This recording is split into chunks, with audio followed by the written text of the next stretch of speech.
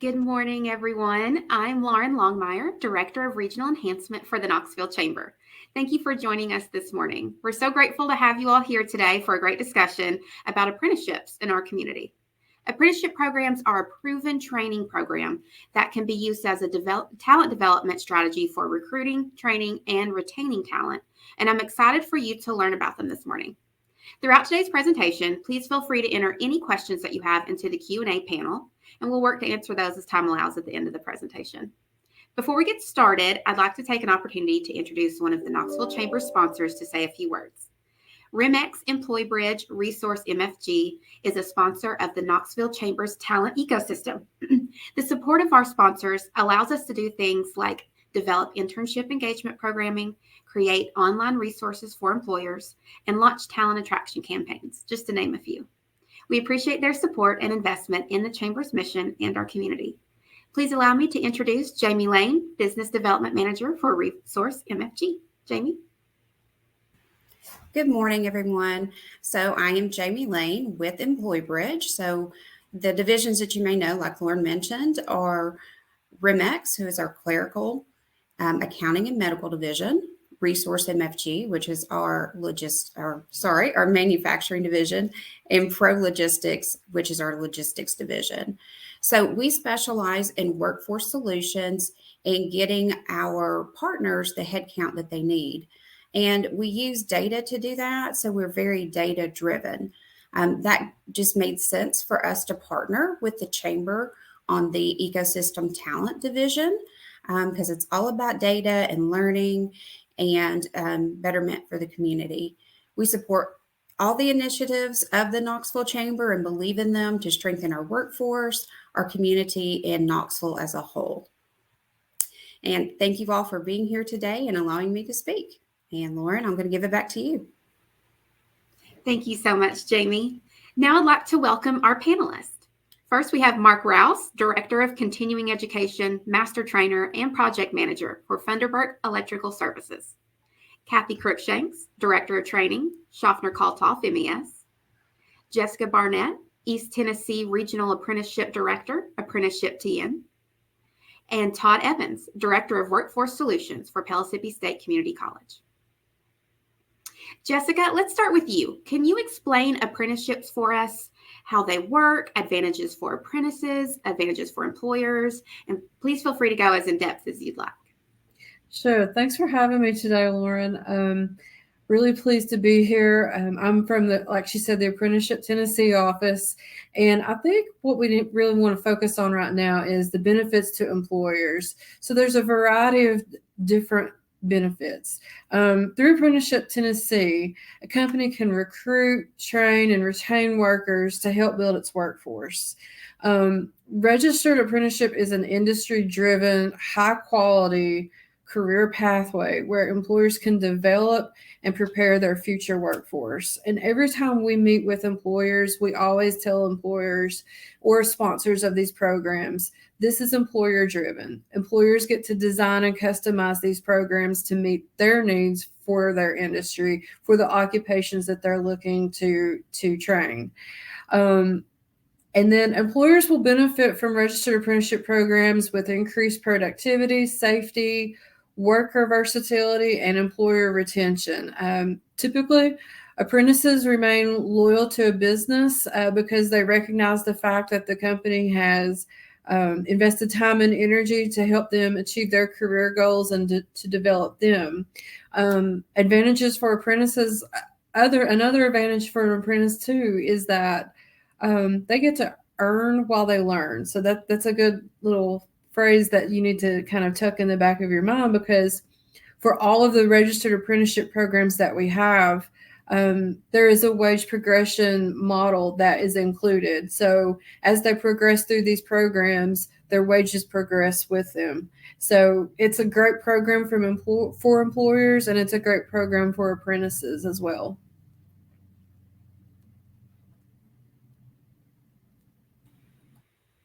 Thank you, Jessica. Sorry, I lost my cursor there. So thank you so much for that explanation. I particularly like the point about loyalty. I think in today's market, knowing that your employees have loyalty helps retain them. And that's really kind of one of the top things that our employers are focused on right now. So one myth that I would like to clear up before we continue is what industries can utilize apprentices.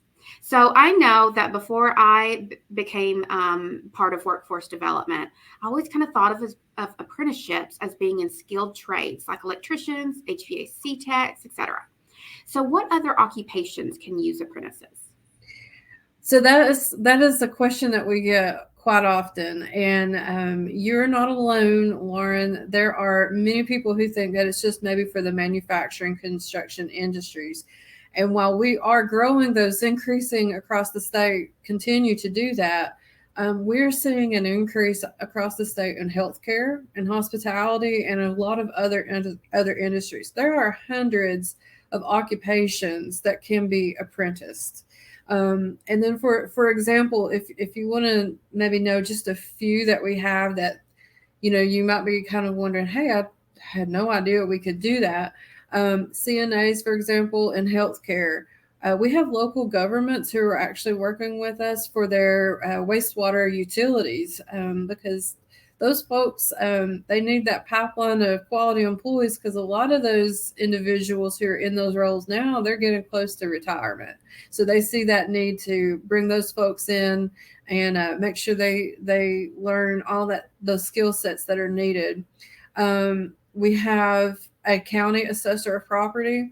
We have wineries that have worked with us. We just recently signed an apprenticeship with a sponsor for horse equestrian. You name it, it's there. And I will say that the state of Tennessee recently was the first in the nation to register the teacher occupation, which is great. We're still working through a lot of those details. But our office is working closely with the Tennessee Department of Education on that in lockstep because they're going to be the sponsor of that program. And as we all know, there's a lot of things that folks have to do in order to become a teacher to be state certified. So we're excited about that. And but yes, just about any job can be apprenticed. I think having an alternative solution to getting more teachers into the pipeline for our state is very beneficial. Thank you so much. And also maybe in my next life, maybe I need to be a winery apprentice because that sounds amazing. So as I mentioned, we have Todd Evans here with Pellissippi State Community College. Pellissippi State obviously has vast experience with internships. So Todd, can you explain the difference in internships and apprenticeships for us? Yes, and I'd be happy to, and thank you again for having me. And before I get to that, I just want to piggyback on what Jessica was just talking about. One, that we're actually, we partnered with Rocky Top Winery Trail and Pigeon Forge for their cellar worker apprenticeships. It's an 18-month program. We've got a viticulture apprenticeship about to start coming up in May. And it's also kind of a collaboration with our credit side as well. And that water quality control tech actually started with the discussion at Pellissippi State when KUB and Lenore City Utility Board approached the non-credit side where I work, which then led to a discussion on the academic side, which then also led to options towards an apprenticeship. So there's a lot of different ways that the different agencies can best support our local business partners. So one question that comes up frequently is how do you distinguish between an internship and an apprenticeship? And up until recently, there were different versions of apprenticeships. Internships are typically shorter in nature. They're often like a semester long. It might be in high school or in college, 2 to 3 months. Their internships are often unpaid. Occasionally they're paid. They're less formal, maybe not as structured as an apprenticeship.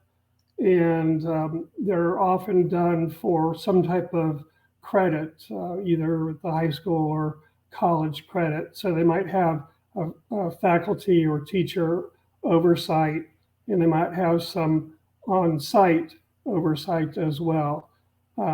Apprenticeships are a little bit more formal in that you've got a structured training plan over a set amount of time.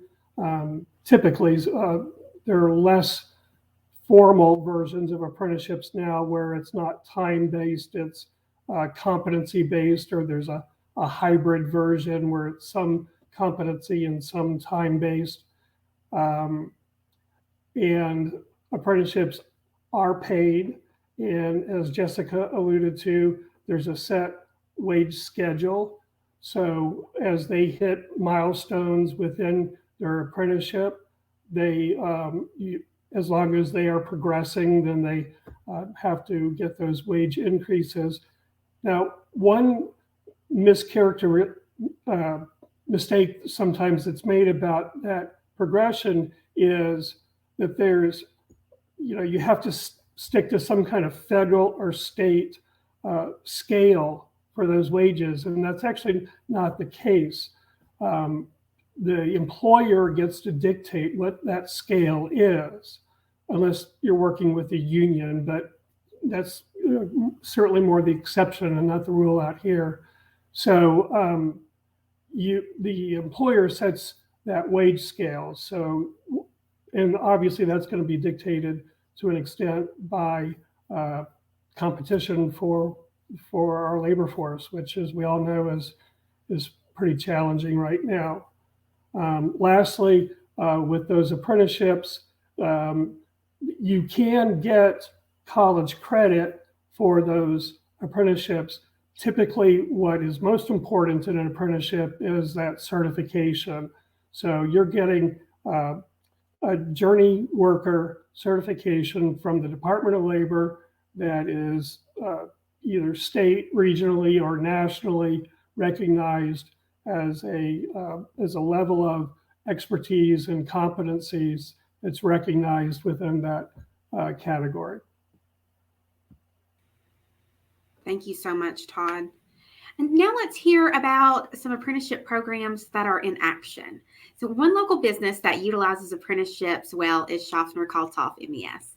Kathy, can you tell us about your apprenticeship programs and how it works?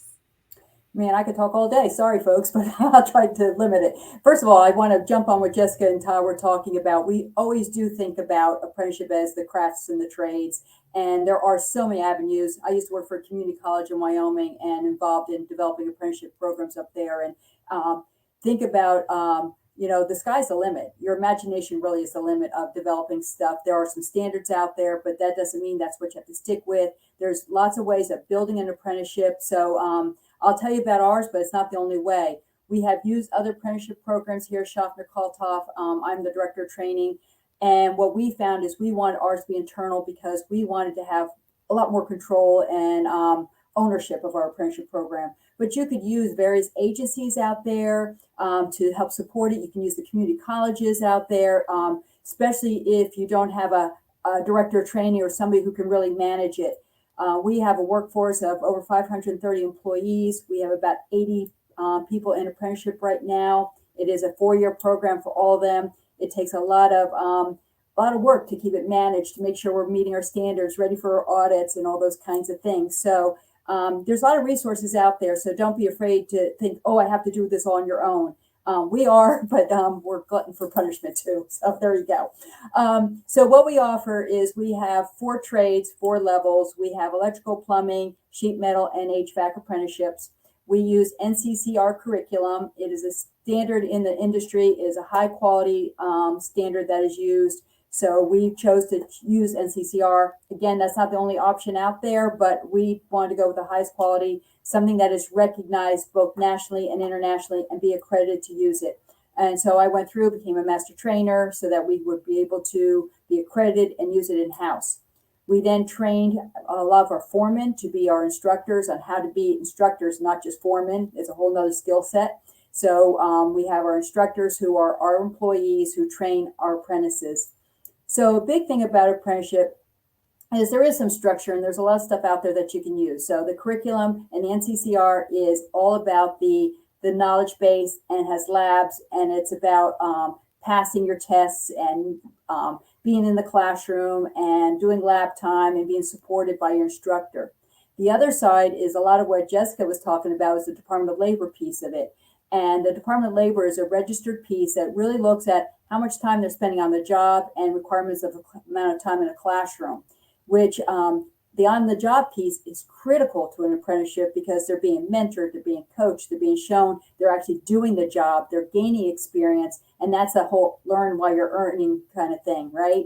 So they're out there on the job site, they're learning, they're doing the skill. You know, day one, they're out there on the ladder, they're out there putting pieces together, they're soldering, they're doing whatever right away. So they're getting experience, and then they go to the classroom and they get to understand the theory behind it and practice in a safe environment and get their questions answered. Has this relate to what I'm doing on the job? And so together with the NCCR curriculum and the Department of Labor requirements, it's a beautiful match, and they go well together to support the apprentice in their growing and their learning, which ultimately supports the company, right? Because we're getting experienced employees out there, which is one of the difference when you look at them going off to a TCAT and stuff. No, not bashing at all, but they're not getting that work experience. So when they come to us, they still need to get those 8,000 work hours. And that's the requirement for our trades is 8,000 work hours on the job in order to get that Department of Labor certification. So, so we have the 4 years, earn while you learn. We believe it's a premier education. So I'll put our apprentices up against any college grad any day of the week. They are knowledgeable. They have to know math skills. They have to know reading skills to be able, and that's why we can apply it to college credit, right, Todd? Because they're learning all those skills and they're having to pass all these tests. Every module for 4 years has a test. They have to spend a minimum of 144 hours in a classroom. So if you're building it in-house, think about things like classroom space and instructors and all those things, which other agencies or college together can help you with if you don't want to bring it in-house. So we have records for folks. So when using the NCCR curriculum, they get a transcript, and that's a recognized transcript. So when they go to a community college, they can say, look what I have. And they can look at that and look at prior work experience and be able to apply that a lot of times toward college credit. So it's not a this or that. And I think we get so hung up on, oh, my son Johnny's going to college, or he can't go to college if he's doing apprenticeship. They mesh really beautifully together, and it's a high level education. So like I said, we have about 80 people in apprenticeship right now, whether they're level 1, 2, 3, or 4. When they come out, they have that journeyman, whether it's to be an electrician, a plumber, a sheet metal mechanic, or an HVAC tech. So that's kind of how ours works. Thank you so much, Kathy. I want to highlight that learn while you earn piece. This is an opportunity for someone to be earning a living wage while learning their career. So thanks for pointing that out. Another, sorry, Todd. Sorry. Just if I may, just very quickly, sometimes the reverse works with what Kathy was describing. We have 2 tool and die apprenticeships with the local manufacturer, which are 4-year apprenticeships. Typically, there's some different versions now as an option, but typically they're 4-year. One of the apprentices already had an associate's degree from Pellissippi. Now, it didn't happen to be in tool and die. It was in industrial maintenance, but there was enough carryover that we were able to work with the Department of Labor and get him 1 year of credit for that training and that experience. So he only had to do 3 years of on-the-job training rather than 4, and he was able to test out of some of the content. So, and in what Kathy was describing is where they're able to be the sponsor of their apprenticeships. And I'm sorry, I'm jumping ahead, but Pellissippi can be the sponsor if you've only got 1 or 2 apprenticeships, or 10 or 20, but we'll come back to that. But there are different ways that it can work where we can help students get college credit if they're interested, or apply college credit towards an apprenticeship to maybe expedite them getting their certification or journey worker card. Thank you, Todd. It's definitely worth highlighting that career and technical education, whether that is in K through 12 or post-secondary, an apprenticeship program, whatever that looks like, and going to college, university, whatever, those are not mutually exclusive. You can do both and increase your career options. So thank you for adding on to that. Another business that has its own in-house apprenticeship program is Funderburk Electric. Mark, tell us about your apprenticeship program. Yes, it's good to be with you this morning.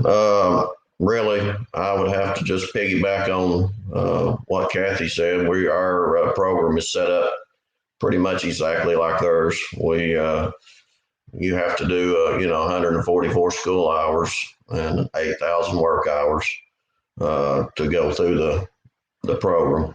That's 144 per year. But we're set up just like they are. And I guess the things that I would add, we sort of do a little bit of a mix ourselves on internship. So we do have some internship and apprenticeship. Our company is the sponsor of the Sevier County High School program. So we oversee their program as well. And I visit there quite often and talk to their students. And we have an internship with them where their students come in and work in the summer for us, which is a big plus. And actually, I just met with another high school in another county here, just actually Friday, to set up, and we're looking to set up another internship with them. We're finding that to be one way to help bring young high school students into the program and let them know what's out there, because a lot of them just really, they don't have an idea really of what they want to do. Most of them is what we find out. So when we give them the options, and actually up here in Sevier County, we're even looking to start even going into the middle schools and start talking to those students early and getting their parents to sort of get on board. The trades are really needed. It's a great thing. You can make a very good living. As we tell them, you might not get rich, but you can be very comfortable. You can make a real good living doing this. And especially as we see competition in the labor market increasing, wages are continuing. We've had 3 increases in wages just in the last few months, actually.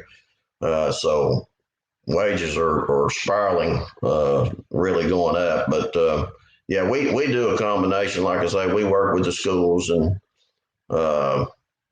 try to get them early and try to get them in the program early. But other than that, like I say, Kathy, we're just we model their program. We use NCCER curriculum as well.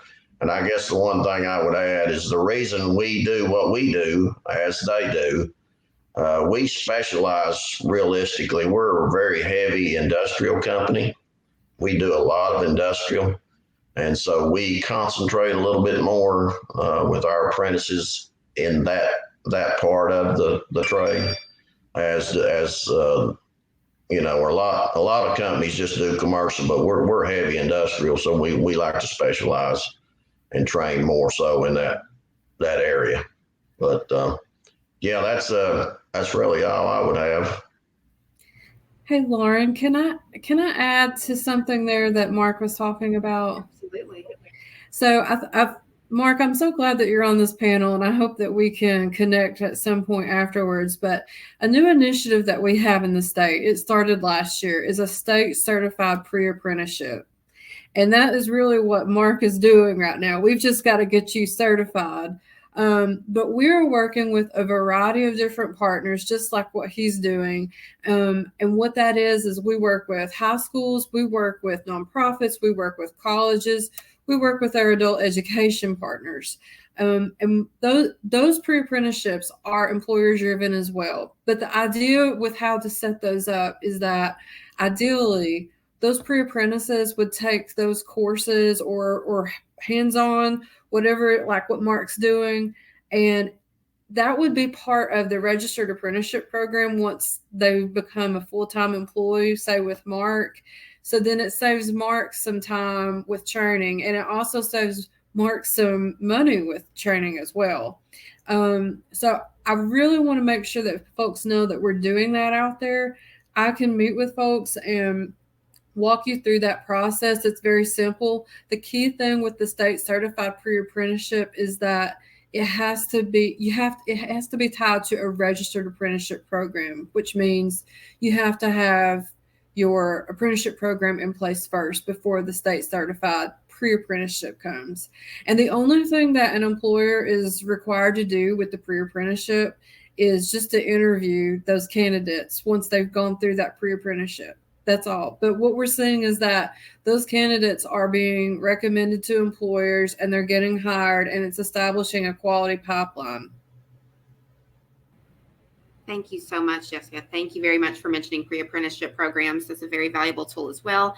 Mark, I feel like there's so much that I would love to unpack with what you said, but I don't think we have the time. But I will pick on what you said about going into middle schools.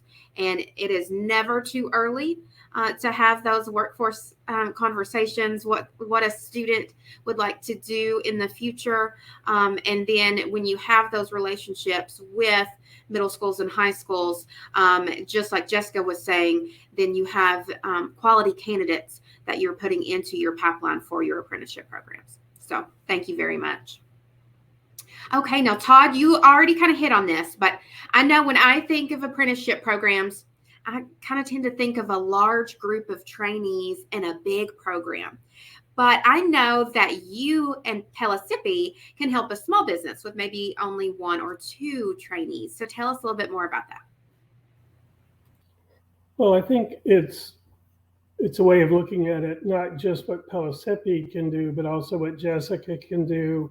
And there's a lot of resources out there. What's unique for Pellissippi in the last 2 to 3 years is that we've become a sponsor. So both Mark and Kathy, with the size of their companies and resources, run their own apprenticeship. So they're the sponsor, which means they also have to complete the Department of Labor paperwork, monitor the data entry of their related training, as well as their on-the-job training hours and things like that. Now that Pellissippi is a sponsor, we can handle that responsibility for companies. And now you have some economies of scale because it's roughly the same whether it's one person or 100 people as it comes to getting them registered and set up from an apprentice standpoint. The other big thing for us is that we have partnered with a third-party vendor, Tooling U, which is an online provider of primarily manufacturing training content, but it was developed and curated by subject matter experts in the manufacturing working space. So in other words, it's not necessarily from kind of, academia, it's from people that do the job.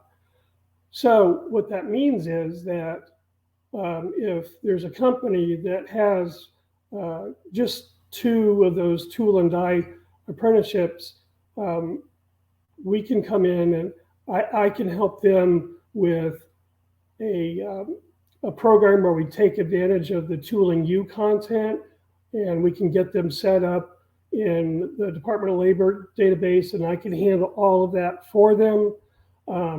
I can help them get set up in the database. And I know Jessica, that's a part of her job as well. I get brownie points if I do it. So, but ultimately, whatever's best for our business partners, and then we can take advantage of either that online content.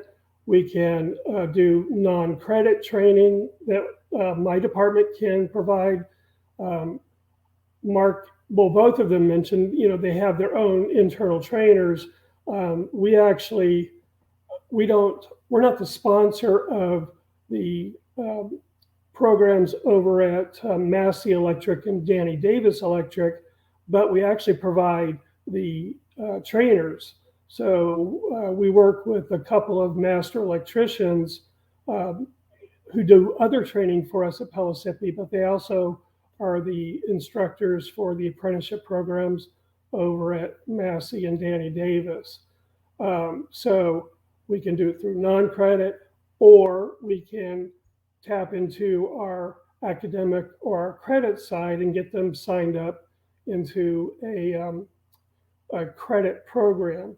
What's nice about Tooling U is we can start tomorrow. So we don't have to wait until the fall semester starts or the spring semester starts. We can start, when you're ready. So it just means we've got a lot of different options.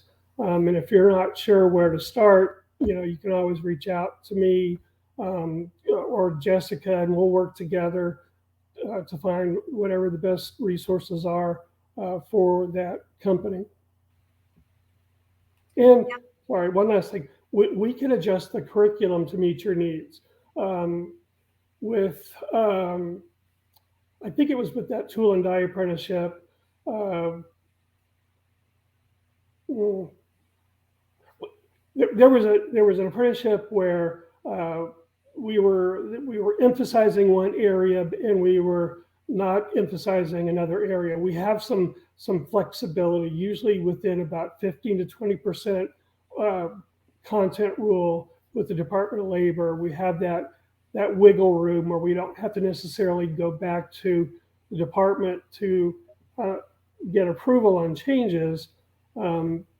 So we can emphasize or de-emphasize areas and make it fit something that's unique to an individual company. It's not run of the mill. We can do some customization. So I know that we probably have some businesses that are online listening to us right now who are interested, but maybe not quite ready to pull the trigger on possibly doing something like this. So Todd, give us some hard facts on what kind of return on investment a business can expect when partnering with you. So there's a few numbers that are fairly consistent across the board. The Society for Manufacturing Engineers found that for every dollar invested in an apprenticeship returned $1.46. And what that included was the increased productivity, retention, reduced turnover, reduced waste. So it took into account factors about being able to ramp up quicker and that productivity. A common concern about apprenticeships is, okay, well, they'll get their journey worker card and then they'll leave and they'll go, get more money. But actually, what the statistics show is there's a 94% retention rate after 3 years for apprentices. There's a sense of loyalty that they feel towards their companies because they do realize that they've invested in their career growth. And so there is a sense of loyalty. Now, certainly there are other factors that come into play in terms of workplace culture. Pay certainly comes into it, but all things being equal, that there is a payback in terms of that loyalty. Siemens calculated there's a 50% return on their investment, with more likely to finish their work on time or more productive than machinists that were hired off the streets. Sorry. And then one last one, the Department of Labor calculated that for every federal dollar invested in apprenticeship programs brought brought $27 return on investment to the country. The last thing I'll mention is there are a lot of dollars available to help support apprenticeships, both at the state and the federal level, especially manufacturing, but it's not exclusive to manufacturing. So if you're concerned about, I can't, pay for the training or anything like that, let's not let that be an obstacle, at least not in the beginning. It's not terribly expensive, and there are dollars that can reduce, in some cases, up to 90% of that. Great point, Todd. Thank you. Jessica, so the state of Tennessee is, I know, very committed to helping businesses with their own apprenticeship programs. And as Todd mentioned, there may be some dollars to assist with that. Can you tell our businesses what they should do to get started? Sure. So as far as funding goes, we work with our local workforce development areas. We will direct you to those folks. They have that funding, those funding dollars, and they're the ones who manage that. So that's really it in a nutshell. I will say that I think that recently we did give TBR some money for the schools for apprenticeships.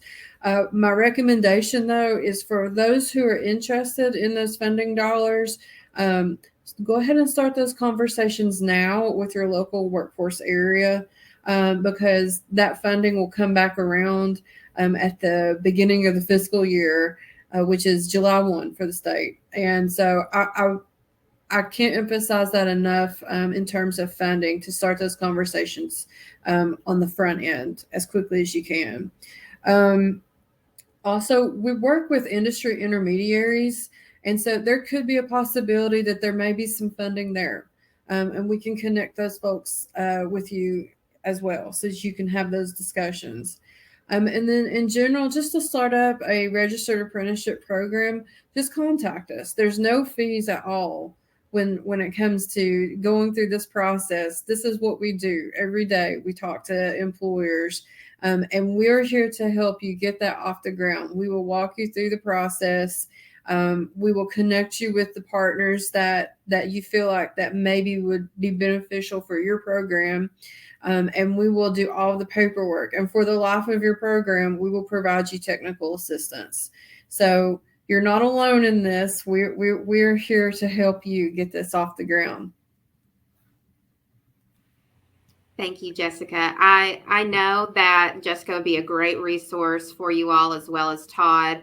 I want to say, and then Todd, I'll hand it back to you, but I do want to, just as Jessica was talking about the local workforce development areas, here in our region, the East Tennessee Local Workforce Development Board is who manages the funding of those dollars that we're talking about. And so if anyone is interested in that and would like to connect with the Local Workforce Development Board, please let me know and I will get you in contact with them. Todd? Yeah, Tanya's great, who supports our area. And I found often that there are dollars that can be spent at the end of the fiscal year too. It's, use it or lose it. So it doesn't hurt to ask sometimes as well. But, and just one last comment on what Jessica was describing, it shows you that we've still got an opportunity to improve kind of communication internally within state agencies. So I have available through some resources at the state level, when I say I, with my peers and I, $400,000 towards apprenticeships through the end of our fiscal year through June 30th. And I also have available over the next 3 years, along with my counterparts, we're a sub-awardee from a grant through University of Pennsylvania and a Midas grant of actually a couple $1 million. So there are monies available. Those happen to be primarily in manufacturing, but there are resources out there. And so Jessica and I need to make sure that we're comparing notes so that I can share those kind of resources with her and vice versa. So, like I said, don't let money be the issue, because we can overcome that. After this presentation, sometime this week, we will send a follow-up email, and it will have everyone's contact information, so you can reach out to Todd to help him spend his money. Okay. So now, before I ask Mark and Kathy a few last questions, I do want to remind everybody that you are welcome to put some questions into the Q&A panel to ask any of our panelists questions that you may have. So I know that we are in unprecedented times with our tight workforce. So Kathy and Mark, I'd love to hear from you all about where you've been most successful recruiting apprentices, both historically and currently. Mark, we'll start with you. I know you talked about working with the high schools, and that's been a good pipeline for you. But where else have you been successful finding recruits? Yeah, we do some job fairs. Every opportunity, sometimes when we get that, we'll try to get to the job fairs and try to pick up some apprentices that way, or again, get people interested. And of course, we do some online advertising for jobs on some of the different sites as well, to bring some into the program, because it's we just offer a great opportunity.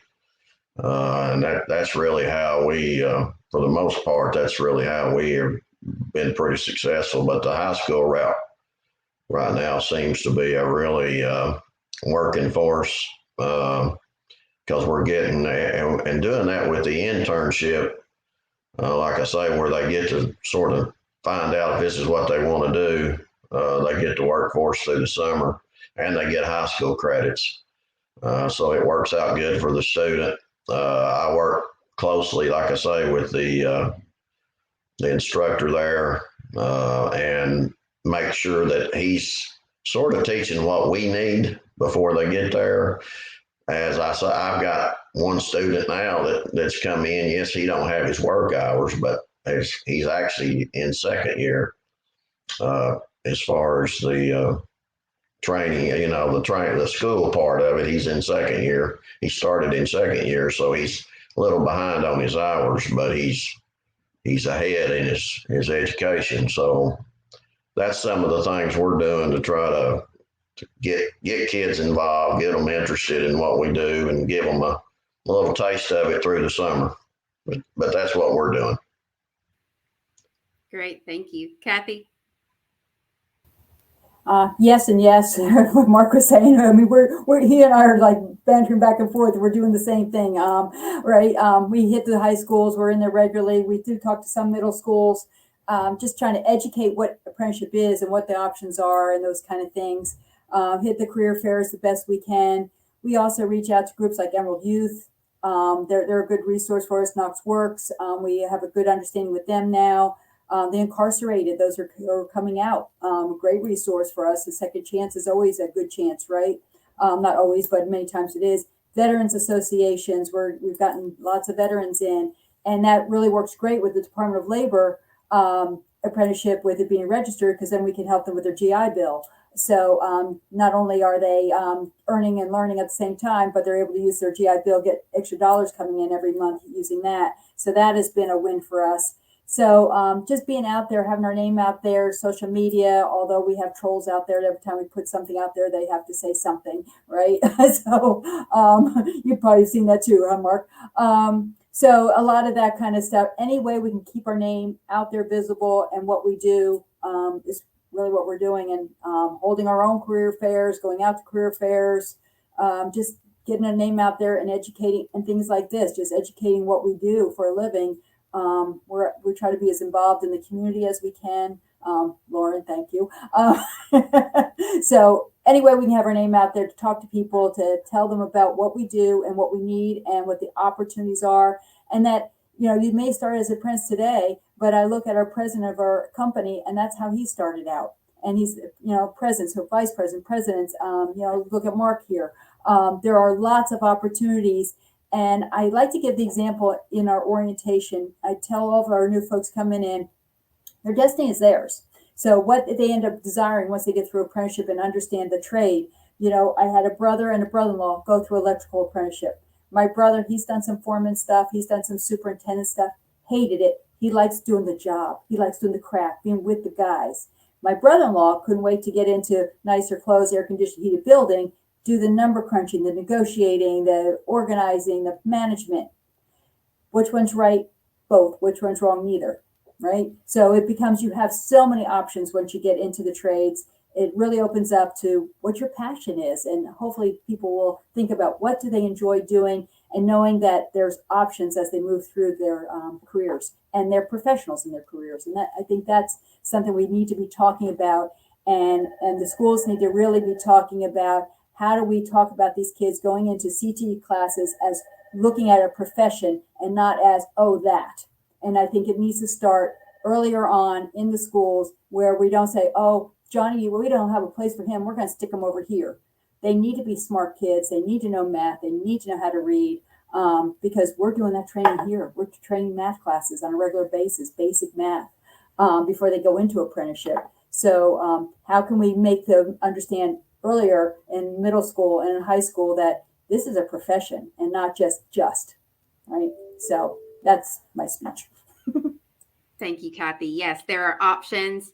There are different career pathways to get to whatever end goal you have. So thank you for pointing that out. So I know we've talked a lot about loyalty, employee retention, but I'd love to hear from the two of you about how your apprenticeship programs really help your employee turnover rates and your retention. Kathy, let's start with you. Up until probably this year or last year, I would have said a different tune, right? Mark is going, yep, this has been a really rough, especially past probably 6 months, would you say, Mark? Yeah, we've been slaughtered, whether it be experienced or inexperienced. They're going out the doors faster than they're coming in. I'm going to just throw it out there, Mark, and you can either say, oh, I can't believe she said that, or, yep, the union's killing us. We cannot compete. We can absolutely not compete with the union at all. What they're paying, it's killing us. And so I just throw it out there. And we also are in the resignation era. So nobody wants to work. So can I say that recruitment and apprenticeship is helping right now? I can't. I honestly, a year ago, I would have had a different tune than I do today. So I just can't compete with the market right now. Yeah, well, we're in our area. We're in the perfect storm. What I would call, you've got Amazon that's come in and they're building, and those are several union companies, and then Y12 are out there. The Oak Ridge is hiring like crazy behind the gate, and they're paying exuberant wages. Like Kathy said, we can't compete. There's just no way. I mean, it's great for the workers. Don't get me wrong. It's great for them. I mean, they're going to make a good living, a very good living. But it's really hurt our market as far as for us contractors. No doubt. It's been rough. So, yeah, I'm like Kathy. Yeah, a few years ago, I would have said, yeah, I mean, as far as our retention and all, yeah, it's been great. But when you're talking about somebody giving them, $10 more on the hour, and that sort of goes out the window. Unfortunately, as far as being loyal, but they do what's best for their family, and we understand that. I mean, they're wanting to feed their family, make a living, but it won't last forever.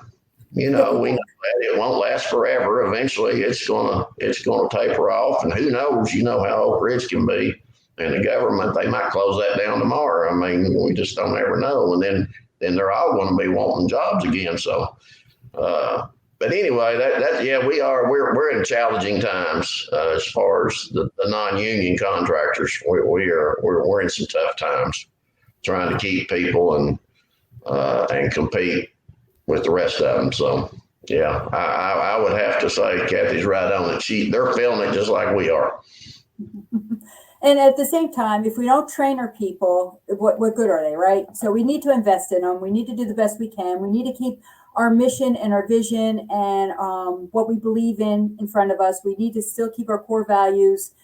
We still need to be a quality place and the place we want people to come work. And, you know, I believe in our company just like Mark believes in his, and we're both great companies. Either one, you can't go wrong, right? Because we invest in our people, and we're going to continue investing. We're not going to close down apprenticeship. We're going to keep going. We're going to keep training them because we need a trained workforce. We're going to keep loving on them. We're going to keep giving them the education and all the other benefits that we can do. And there are some that are going to never leave us because of that.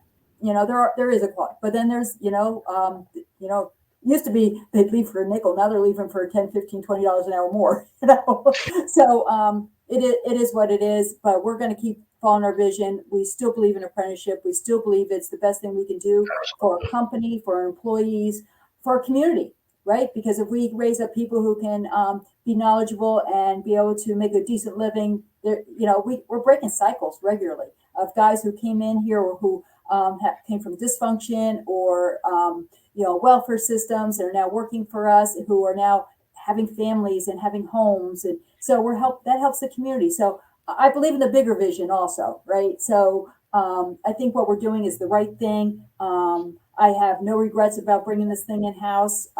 Just like Mark was talking about how he customizes certain things, we'll focus on certain areas.